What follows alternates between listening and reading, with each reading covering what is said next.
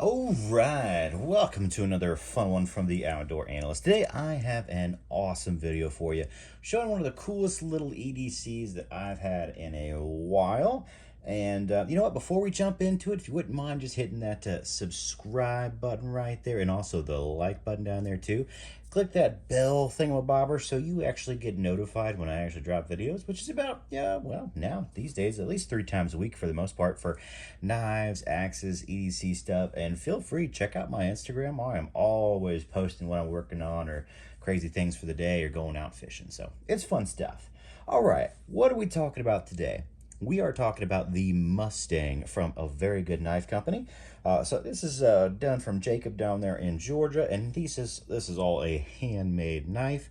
Stock removal of just awesomeness, and just like his work, it is pretty much always spotless when it comes to fit and finish. These are legitimately awesome knives. I haven't had a bad one come out of a very good knife company, and I've had a lot come through my hands, and not all of them have been mine. So it's been really cool. But I picked up the Mustang a while ago on the last drop that they did, well, not the last drop, a couple drops ago, I guess. And I picked this up in 80 CRV2, red canvas micarta, and it has really been cool how this has changed in the sunlight over use. And I've been usually keeping some wicked wax on it, but you know, it just changes so much. Micarta is pretty cool. It just looks like a brick. It's like brick red. Really cool red on here. I love it. But what are we talking about when we're looking at this knife? This is about a, what is this? This is a 7 3/4 inches long all the way from tip to butt. And then also a 3.75 blade length, so pretty big for an EDC. 4-inch handle. It's a pretty good sized knife, no doubt, but you can get a full 4-finger grip. Feels really good in hand, that is for sure. I have large to XL size hands, kind of like a XL meatballs, large size fingers, and this knife is just super comfy. Whether you're doing a hammer grip, kind of the handshake grip, or field dressing grip, like it feels good in all of these. And it is flat on the scales, but very radiused all the way around on the edges, and a little bit of tapering on the inside there. It just feels good. Has a good curve going all the way to the back. It just feels really good on the ergonomics. For EDC, it's a great feeling knife for not being super big. It's .165 thick, so it is not a thin stock EDC knife, but it is a saber hollow grind. So you have a saber up here and a hollow ground down here, and this gets wicked thin. It is a slicer. It is an absolute slicer, and that is for sure. And it is kind of, you know, it's kind of clipped off up there, and it doesn't get like crazy thin, but it gets pretty thin up there. So it's a really high performing slicey knife, but it's 80 CRV2, so it's very tough. So even though it feels like, oh man, that's super thick for an EDC, because of that hollow grind, it gets down crazy thin, and it's actually very tough. I'm not worried about, I have batoned this knife through lots of kindling, lots of little logs, and it's a little beastie. Stab it into tons of stuff. It just has held up very well. No issues with the tip. It's been a high performing beastie, and I finally cleaned it up. This is about as clean as I can get it. It's had lots of crazy meat tinas, and yeah, you can hop on Instagram and see a lot of videos of this knife just doing wild things, chasing bunnies with it. I usually carry this quite a bit when I'm out with the family on walks, and it's just a great all-around knife. You can do whatever you need to do with it. And I love how the canvas micarta goes almost all the way to the tip here. And it's very well chamfered, but it gives you the guard is just super comfortable. It's just super comfortable because it fills in up there, and you feel great. Feels great in hand. Man, is that really nice. Now the sheath, also a huge fan of. Taco sheath, nice and thin on the profile, a great thumb ramp, good drainage hole. He does a great job on sheaths. Now I believe this came with a belt loop for appendix carry. I just thought I'd pocket carry this more, and I do pocket carry it all the time. So I threw a ulti clip on there, and this thing just snaps in. Zero movement, wiggle, nothing. It's going nowhere. Amazing Kydex on there, that is for sure. Love the Kydex. Jacob does an awesome job with this Kydex. Like, this is custom sheath level, which it is. You get a custom knife, you get a custom sheath, which most companies skip out on this. Most makers are like, you get a crappy sheath and then a really nice knife. Not with a very good knife company. You always get a really solid Kydex. This is a 90-degree spine on here as well, so if you want to do some fire steel stuff, you can. Personally, this thing feather sticks like a dream. It really does fire prep super, super well. That thin, slicey edge just really zips through wood. Batons through it really well, even though it's hollow ground. I'm not worried about it. 80 CRV2 has done a good job, and it doesn't beat up your little baton too much. And you're not batoning much. You're just doing kindling. I mean, let's be real. This is not a huge knife, 3.75 inches all the way around, which is kind of big for an EDC, but you know, when you put it in a package like that, it just works really, really well.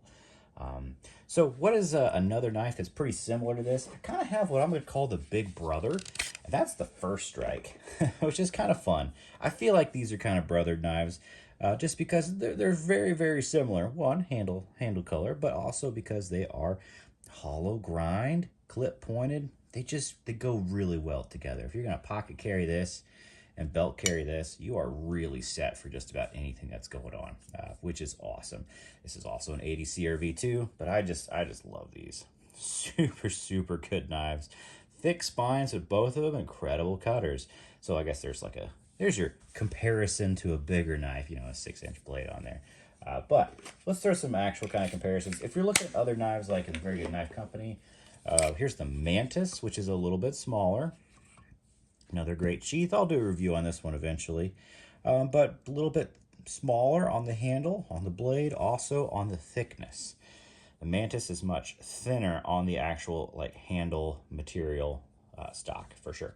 Definitely different feels to them. This feels more like a belt knife. This feels like a true EDC. That's just super light, nimble. Both incredibly comfortable. But you get a hammer grip that's much better because this is a much larger knife with much more to grip onto. Otherwise, they feel about similar in ergonomics, but the hammer grip, you really do win by getting a bigger knife on there. So there's the Mantis, just so you have an idea. Let's put a couple more out there that people may know. Adventurer 3. Or the Adventure Craft, not the Adventure, the Adventure Craft, or I think the Exodus 3 is what White River just calls that knife.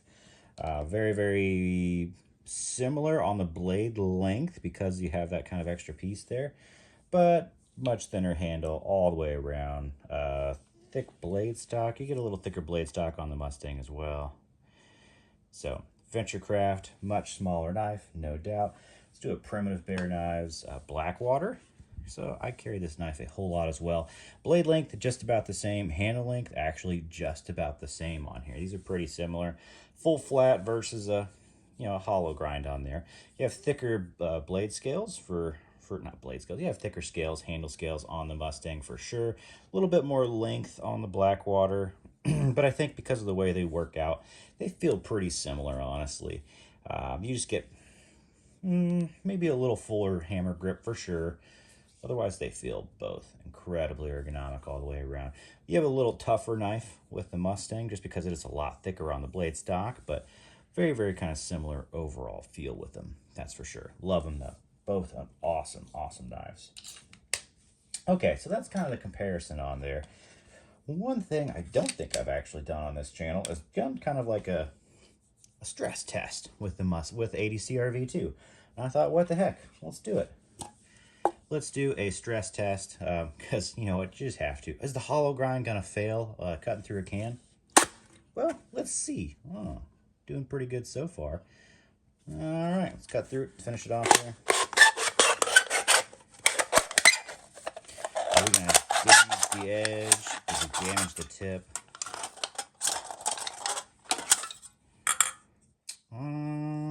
Don't think so. Didn't damage the tip in any way, shape, or form.